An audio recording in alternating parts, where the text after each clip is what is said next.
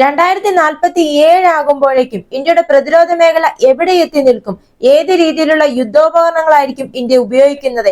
ഇന്ത്യയുടെ പ്രതിരോധ മേഖലയുടെ വളർച്ച എന്തായിരിക്കും എന്നതിനൊരു ഉഗ്രൻ മറുപടിയുമായി എത്തിയിരിക്കുകയാണ് ഇപ്പോൾ IAF. നമുക്കറിയാം, ഇന്ത്യക്ക് വേണ്ടുന്ന യുദ്ധോപകരണങ്ങളെല്ലാം തന്നെ ഇപ്പോൾ ഏകദേശം ഇന്ത്യ തദ്ദേശീയമായി തന്നെ നിർമ്മിക്കുകയാണ്. അതുപോലെ തന്നെ ഇന്ത്യ തദ്ദേശീയമായി നിർമ്മിക്കുന്ന യുദ്ധോപകരണങ്ങൾ പല രാജ്യങ്ങളിലേക്കും കയറ്റുമതി ചെയ്യുന്നുമുണ്ട്.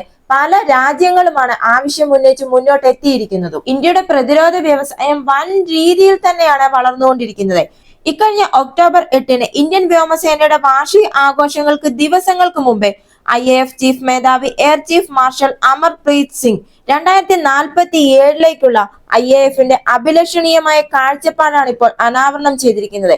അതായത് 2047 ആകുമ്പോഴേക്കും ഇന്ത്യ തദ്ദേശീയമായി നിർമ്മിക്കുന്ന യുദ്ധവിമാനങ്ങളും അത്യാധുനിക UAVകളും അത്യാധുനിക ആയുധങ്ങളുമായിരിക്കും ഇന്ത്യ ഉപയോഗിക്കാൻ പോകുന്നത്. 2047 IAFന്റെ ഈ ലക്ഷ്യം ഇന്ത്യയുടെ ആത്മനിർഭർ ഭാരത് എന്ന സംരംഭവുമായി യോജിച്ച് മുന്നോട്ടു പോകും.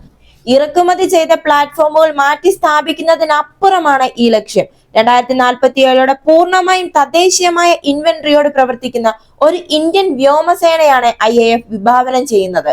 ആധുനിക വ്യോമയുദ്ധത്തിന്റെ വികസിച്ചുകൊണ്ടിരിക്കുന്ന വെല്ലുവിളികളെ നേരിടാൻ കഴിവുള്ള സ്വദേശീയ സാങ്കേതിക വിദ്യകളുടെ ആവശ്യകത ഉയർത്തിക്കാട്ടിക്കൊണ്ടാണ് അദ്ദേഹം ഈ പറഞ്ഞത്. IAF, ഇന്ത്യൻ വ്യവസായം, ഗവേഷണ സ്ഥാപനങ്ങൾ എന്നിവ തമ്മിലുള്ള തുടർച്ചയായ സഹകരണത്തെ ആശ്രയിക്കുന്നതായിരിക്കും ഈ അഭിലാഷ പദ്ധതി. IAF ഇതിനകം തന്നെ ഈ ലക്ഷ്യത്തിലേക്ക് കടന്നു എന്ന് വേണം പറയാൻ. അതായത് കാര്യമായ മുന്നേറ്റമാണ് ഈ ലക്ഷ്യത്തിലേക്ക് IAF ഇപ്പോൾ തന്നെ നടത്തിക്കൊണ്ടിരിക്കുന്നത്. IAFന്റെ അവിഭാജ്യ ഘടകമായ തേജസ് ലൈറ്റ് കോമ്പാക്ട് എയർക്രാഫ്റ്റ് LCA ഇന്ത്യയുടെ വർദ്ധിച്ചു വരുന്ന ബഹിരാകാശ കഴിവുകളെയാണ് കാണിക്കുന്നത്.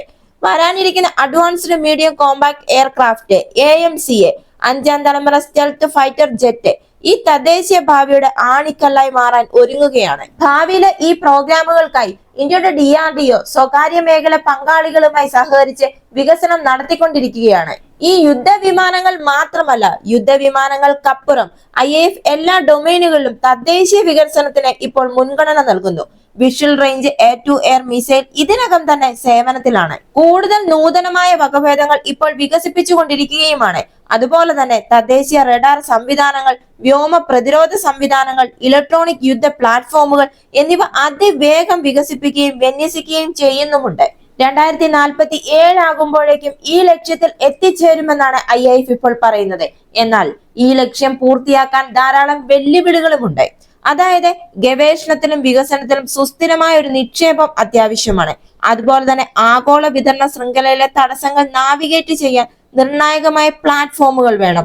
സമയബന്ധിതമായി വിതരണം ചെയ്യാൻ സാധിക്കണം. ഈ വെല്ലുവിളികൾ ഉണ്ട് എങ്കിലും ഇന്ത്യയുടെ വളർന്നു വരുന്ന പ്രതിരോധ വ്യവസായത്തിന്റെ സാധ്യതകളും പൊതു സ്വകാര്യ മേഖലകൾ തമ്മിലുള്ള വർദ്ധിച്ചു വരുന്ന സഹകരണവും ഈ മേഖലയിൽ ഇന്ത്യയുടെ ആത്മവിശ്വാസം പ്രകടമാക്കുന്നു. തേജസ് LCAയുടെ വിജയകരമായ വികസനവും ഇൻഡക്ഷനും ഒപ്പം നടന്നുകൊണ്ടിരിക്കുന്ന AMCA പ്രോഗ്രാമും ആഗോള പ്രതിരോധ വ്യവസായത്തിലെ ഒരു പ്രധാന കളിക്കാരാകാനുള്ള ഇന്ത്യയുടെ ദൃഢനിശ്ചയത്തെയാണ് സൂചിപ്പിക്കുന്നത്.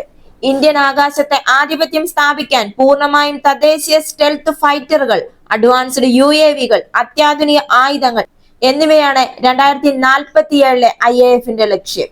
ഈ വീഡിയോ നിങ്ങൾക്ക് ഇഷ്ടമായെങ്കിൽ മറക്കാതെ തന്നെ ഈ ചാനൽ ഒന്ന് സബ്സ്ക്രൈബ് ചെയ്യുക, ഒരു ലൈക്ക് തരിക. അടുത്ത വീഡിയോയുമായി വീണ്ടും കാണാം.